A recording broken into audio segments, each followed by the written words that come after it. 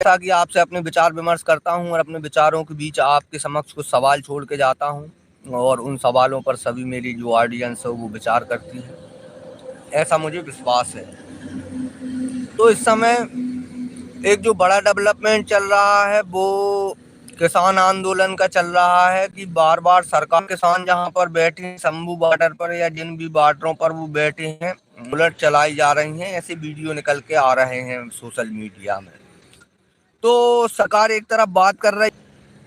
Ex army man जो थे वो किसान प्रोटेस्ट में जो थे उनको आंख में छर्रे लगे हैं, ये सब डेवलपमेंट चल रहा है। और दूसरी ओर जो सरकार और सुप्रीम कोर्ट के टोटल बॉन्ड जिन्हें पूंजीपति लेकर और किसी भी पार्टी को जो चंदा देते हैं उस पर अमल होना चाहिए और रिजर्व बैंक को और देश की बैंकों को जो आदेश दिया गया है सुप्रीम अदालत द्वारा प्रस्तुत किया जाए और सार्वजनिक किया जाए। तो ये एक ऐतिहासिक फैसला जो है इस बीच सुप्रीम कोर्ट से आ रहा है और इस ऐतिहासिक फैसला का जो मैं इम्पैक्ट देख पाता हूँ, अगर इस पे इम्प्लीमेंट, जैसे सरकार ने राम मंदिर का जो फैसला आया था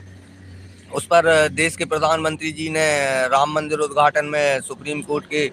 उस फैसले का जो जो धन्यवाद दिया था, तो मैं ये आशा करता हूँ अगर इस देश में एक लोकतांत्रिक व्यवस्था है तो मैं आशा करता हूँ कि इस देश के जो मुखिया हैं, जो प्रधानमंत्री जी हैं, वो सुप्रीम कोर्ट के इस फैसले को भी उसी तरीके से लेंगे जिस तरीके से उन्होंने राम मंदिर के मुद्दे पर सुप्रीम कोर्ट का धन्यवाद किया था और इम्प्लीमेंट हुआ था वो फैसला। उसी तरीके से जो इलेक्टोरल बॉन्ड जो किसी भी पार्टी को कोई भी कंपनी जो चंदा देती है, जो वर्डिक्ट जो फैसला जो सुप्रीम कोर्ट से आया है उस फैसले के कुछ बिंदु मैं आपको बताना चाहता हूं। उनमें एक बिंदु तो ये है कि सुप्रीम कोर्ट ने ये अपने फैसले में कहा है कि कोई भी कंपनी अगर अपना इलेक्टोरल बॉन्ड जो खरीद के जो उस पार्टी को चंदा देती है तो उस चंदा देने से उसमें जो सरकार की पॉलिसी मेकिंग में प्रभाव पड़ सकता है। जो सरकार जो जो जो जो सत्ता में आ रही है और उस सत्ता में आने वाली सरकार को अगर कोई पूंजीपति चंदा देता है तो निश्चित है कि वो सरकार उसके दबाव में कुछ जो नीतिगत फैसले जो होते हैं वो उसके दबाव में आते हैं। तो ये शंका सुप्रीम कोर्ट ने जाहिर करते हुए ये आदेश दिया है कि जितने भी इलेक्टोरल बॉन्ड जो जारी हुए हैं पिछले सालों में वो सब सार्वजनिक किए जाएं ताकि जनता को ये पता लगे कि किसने कितना चंदा किसको दिया है, उसका नीतियों पर क्या प्रभाव पड़ा है, ये भी इसके बाद पता लगेगा। और दूसरी तरफ कांग्रेस पार्टी जो देश की जो सबसे बड़ी विपक्ष की पार्टी कांग्रेस पार्टी, उसके खाते सीज कर दिए गए हैं, फ्रीज कर दिए गए हैं और उसकी एक अलग लड़ाई चल रही है कि विपक्ष के, तो इसके खिलाफ अब कांग्रेस पार्टी ने कहा है कि वो ऊपर जाके अपील करेंगे कि कांग्रेस पार्टी और यूथ कांग्रेस के जो खाते फ्रीज किए गए हैं। तो ये सारी जो घटनाएं हो रही हैं दोस्तों,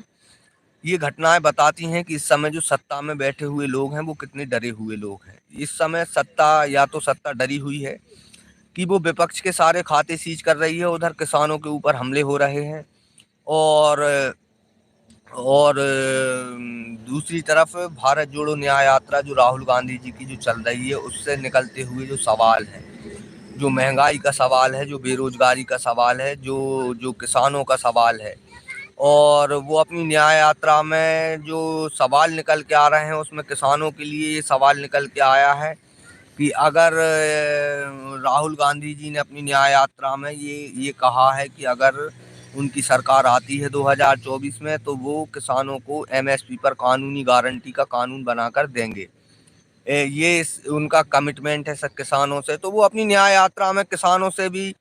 बात कर रहे हैं और बेरोजगारों से भी बात कर रहे हैं और उनका जो मूल जो मुद्दा लेकर चल रहे हैं कि जातिगत जनगणना। जैसे मैं आपसे कहता हूं कि ये दो तीन जो परिवर्तन है ये ऐतिहासिक, the historical time of India,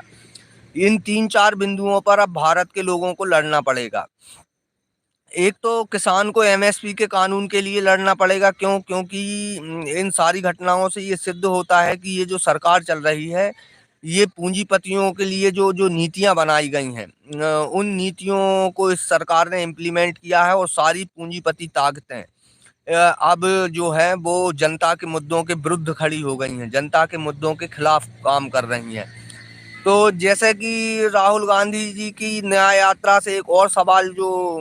जो उभर कर आ रहा है, वो बार बार ये कह रहे हैं कि इसका सबसे बड़ा प्रमाण है कि जो जिसको गोदी मीडिया कहते हैं लोग, मैं उसको गोदी मंत्रालय कहता हूँ,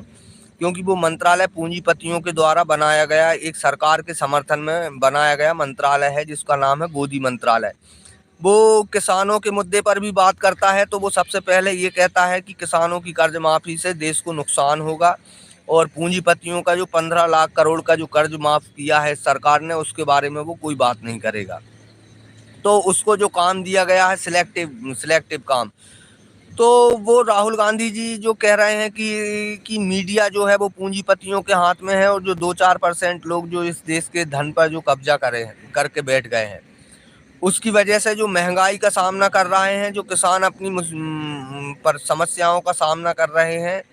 ये सारी सवाल भारत जोड़ो न्याय यात्रा से निकल रहे हैं, और उन्हें जोरदार समर्थन मिल रहा है जनता का। वो बिहार में थे, और जातिगत जनगणना,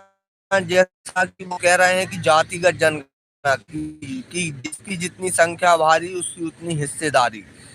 जो वो जातिगत जनगणना की बात कर रहे हैं, किसान की बात कर रहे हैं, बेरोजगार की बात कर रहे हैं, और ये सारे डेवलपमेंट देश में चल रहे हैं। तो जैसा आप जानते हैं कि मैं अपने यूट्यूब चैनल पर जब आपके समक्ष कोई वीडियो डालता हूं तो कुछ सवाल छोड़ जाता हूं, तो